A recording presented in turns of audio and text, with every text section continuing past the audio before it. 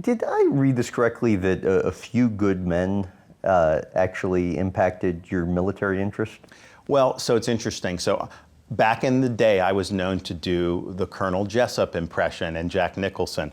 And so people would like when I was being hazed in the fraternity, they would make me do it right in front of like other, oh yeah. So I'm like sitting, like literally, like I think I'm on like a street corner at Yale and I'm like sitting there and people are looking at me and I'm just like, you want me on that one? They're like, you got to do it to this guy, whatever. So we kind of did it. So it was, because that was in probably the early 90s, but it's interesting.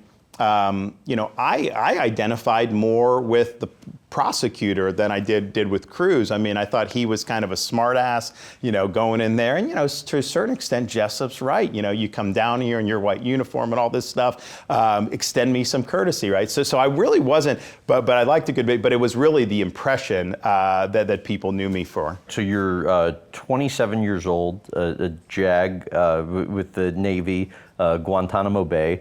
And I know, there have been stories about this, reporters always looking for something, but that also had to be such a fascinating experience to be there at kind of that stage in your life. Yeah, and anytime anyone said anything, like, I saw nothing that was anything other than 100% professional. Yeah. The narrative that was out in legacy media was not consistent with the facts on the ground.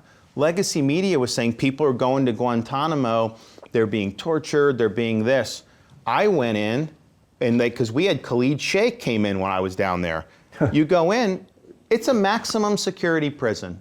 If you were in a supermax versus there, you wouldn't know the difference. We would have people go down there from like these European countries, and these guys would tell us, they're like, yeah, this is not what we've been told that it is. It's a very secure environment. Would you want them in the mainland of the United States? No, for a variety of reasons.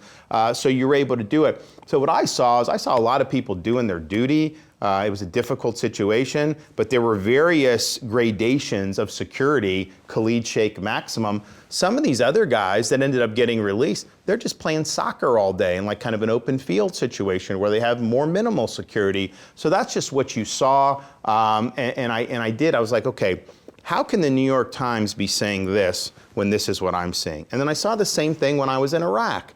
How could Washington Post be writing this when I'm watching that did not happen, the way they said. And so that really opened my eyes about how different the narrative can be to the actual reality. Were the stories about feces or urine getting thrown on you, stuff like that? Well, look, there was one detainee that was, he was not cooperative. I wasn't like manhandling him, but he threw, something not nice. I mean, but that's just the way it goes, right? How does an experience there, impact you? Well, it's interesting. It kind of goes back to why I joined in the first place. I mean, you grew up in the 80s were kind of like the height of us getting ready to win the Cold War, like Rocky IV, all this stuff, right? Then the Berlin Wall falls, then the Soviet Union. And the 90s were like a great time to be going to high school and college. And I graduate Yale right before, the spring before 9/11.